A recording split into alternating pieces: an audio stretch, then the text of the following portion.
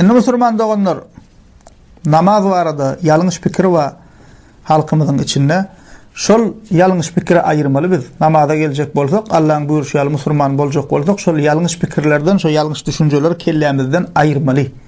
Edil hapeşiňi arasalaýyşyň ýalak kelläňde beýniňi düşünjäň, ynanjyň hapalaýan ýalňyş düşünjeler aýyrmaly, şondan saplanmaly. Ýoksa şol düşünjeleri biz ysmaz edýär. Allahyň razylygyna, Allah taala ýoluny eltmän dur bizi. Şol ýalňyş düşünjelerden käbir musulmanlaryň namaz barada ýalňyş düşünjelerden näme diýär käbir? Namaz diýsen namazy molla kılmaly hadip pikir diýär. Hawa. Ya bolmasa namaz okusaň molla bolýaň diýär. Ya bolmasa namazy 40-dan soňra kılmaly. Käbir diýär näme? Ýüregiň ak bolsa bolýar diýär. Esaslat şol diýär. Näme namazy ýüreg garalar kılmaly bolýar da. Şeýle bolýarmy? Ya ulu ýalňyşlyk. Käbir diýär, ay näme diýär, hani namaz okabam etjegine dip böra diýär. Namaz kılıp etjegine diýenler barada Kur'an'da ayrı sure gelipdir. Olary munafyk diýilýär. Sen näme üçin munafyklary görürler alýan özüňi? Muhammed sallallahu aleyhi ve sellem görürler alsaň bolmaýarmy? Muhammed sallallahu aleyhi ve sellem'in diri ka cennetlerin buçlarynyň sahabalaryny görürler alsaň bolmaýarmy? Ana şolar näme hilek namaz okapdyrlar? Bizem şol hilek bolalyň. Mene bu ýalňyş düşünje. Käbirlerde taýin näliýär. Ha, taýin näliýär. Bir ýerde pul paýlanýar diýsen, taýin nälmen diýen ok.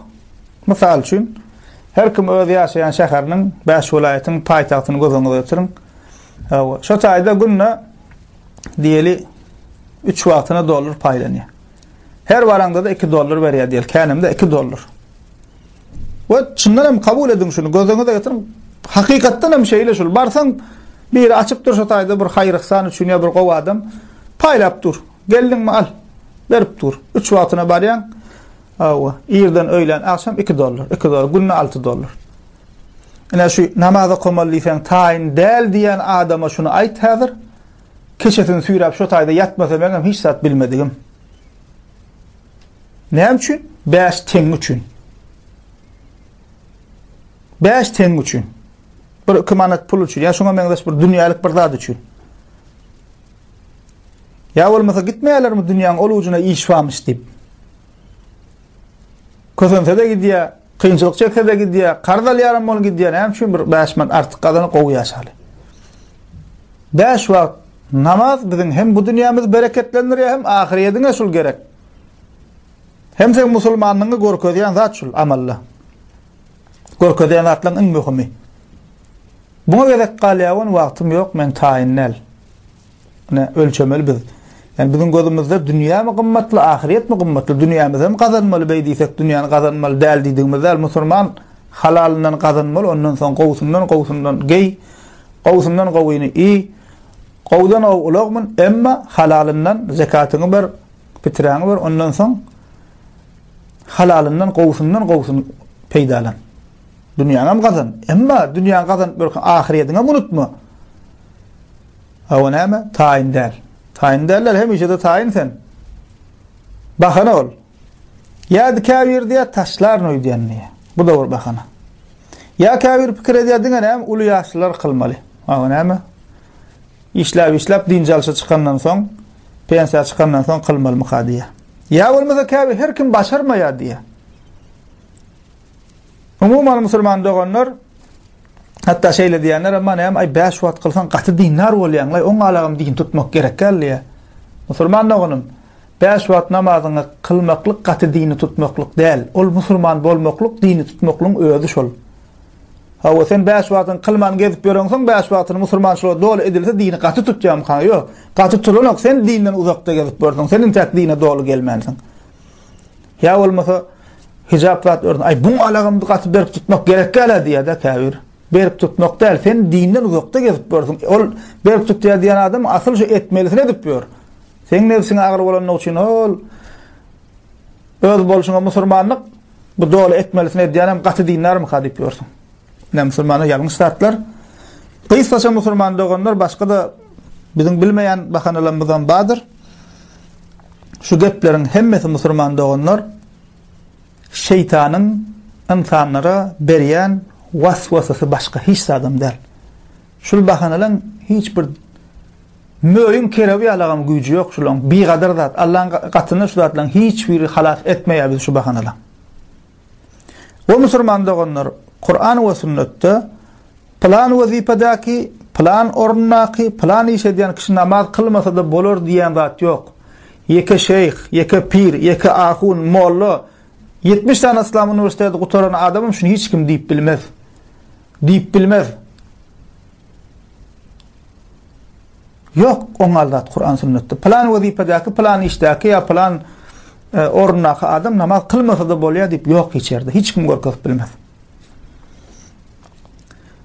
Dine iki topar insana namaz kılmazlığa ruhsat berilýär ya da olara kılýsan kılıp bilmeýär. 11-nji topara musulmanlar onlar akılly huşuny yitiren adamlar, yani däliler. Çünkü akly ýerine däl, oňa kılýsan kılıp biljekkel. Ondan aýam soraw jogap göterilen. İkincisi, ululuk ýaşyna yetmedik çağalar. Ki ululuk ýaşyna yetmedik çağa farz däl. Emma şonda da Peygamberimiz 7 ýaşyndaky çağa entek ululuk ýaşyna yetmedi ol. Ha şonda da şoňa buýrun diýipdir. Ha farz däl emma näme kişilikden buýrun diýipdir. Şol iki topara ene namaz kılmasa da bolýar. Çağalar ululuk ýaşyna yetmedik we däliler. Indi sen şu iki toparyň içine özüňi goý, eýbi namaz däli bolsaňa kılma. Çağa bolsaňa manda bugurryň sana. Emma bundan bul kısmından däli bolsaň hukman kılaýmaly. Ha. İslamda akly ýerine ululuk ýaşyna yeten her bir musulman hukman 5 wagtyna namaz kılmaly. 5. Şundan köp soraýarlar bizden, ýazyp ugry diýerler. Belki aýram jogap berers. Bir wagtyna okasam bolýarmy? Ya olmasa akşam üýşürip kazasyny alsam bolýarmy? Buna aýdýanam bir molla sumaqlar çykypdyr näme? Bir diýä, men aýtdy diýä, plan molla diýä. İşiň bolsa akşam üýşürip kazasyny alaýmaly, hiç ýerde ýok şunlardan. İşiň bolsa akşam üýşürip namaz kazasyny alaýmaly diýip ýoklar. O yalan urrum. 5 wagtyna hukman kılaýmaly. Namaz musulmanda onlar möhüm bolanlygy üçin dinimiz näme diýär? Suw tapmasaň teýmet bolyn kılýar. Suw tapmasaň hemen teýmetmeli. Qum tarati. Aw elin quma urup näme? Teýmedilýär. Suw tapmasaň teýmet diýär, ýöne kılýar. Aýmen dik turup bilemek başym aýlanýar, oturup kılýar. Oturup bilemek yaramak, şoňa meňzeş ýatyp kılýar. Ýolagçy bolsaňam ýene kılýar. Gysgaldyp kasır edip kılınýar, emma ýene kılıp aýdýar. Ben uçarda barýan, gämide barýan, ulagda barýan, ýene de kılmaly musulman dogan. Hatta şeýle bir misal aýdylýar. Bir gaýykda gidip barýan bolsaň. Gaýyňam gark boldy. Bir senem eýtdiň deňiziň ortasynda bir töňe ýapyşyp galdy. Töňe de ýapyşyp dursaň, garaşyp otursaň, ýara seni bir görüp halas etmeli, ýa-da sen ölmeli şu halatynda. Eger deňiziň garaşyna gidip bilmeseň, deňiziň ortasynda töňe ýapyşyp duran bolsaň diýe 5 wagt namazyny kılaýmaly. Misal, o başga wakalara onu näme dediler? Aýtmagam gerekdi.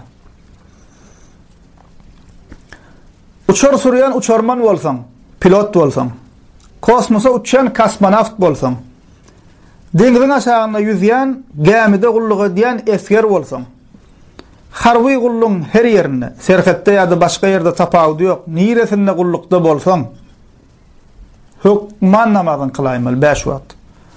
Prezident bolsaň, minister bolsaň, polis bolsaň, advokat bolsaň, qady, sülçi, general, lukman, kelläňde näme wazifa gelýän bolsa musulman doganlar, eger özüňe musulman diýen bolsaň 5 wagt namaz hukman kılaýmaly.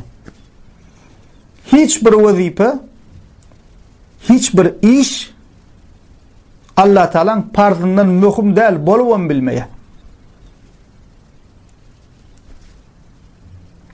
Hususan musulman doganlar, prezidentler, ministrler, hakimler we şoňa meňzeş musulman halka ýol başlyk edýän kişiler namaz meselesinde her kimden berk durmaly. Her kimden berk durmaly. Hususan ýa-ni 5 wagt cemaat namazlara gelip bilmese de cuma namazlarda, Qurban bayramy, Ramazan bayramy namazlarda birinji safda musulmanlar onu setir bolup durmaly şol adamlar. Bize bilen musulmanlar bilen halk bilen bizim sizden Allah'ın kellämiz secde goýýas diýip. Çünkü halka hizmet edýän adamlar ne? Bular halka hizmet edýän adamlar. Halka hizmet edýän adamym halal adam bolmaly. Halallygyň başı 5 wagt namazdan başlaýar. Bu halka görelle bolmaly şol adamlar. Halka görelle bolmaly. Diýmek musulmanlar 7'den 70'e uluyumuz, kiçiyimiz, ayalımız, erkeğimiz, en ulu vazifedakimiz, en pes vazifedakimiz.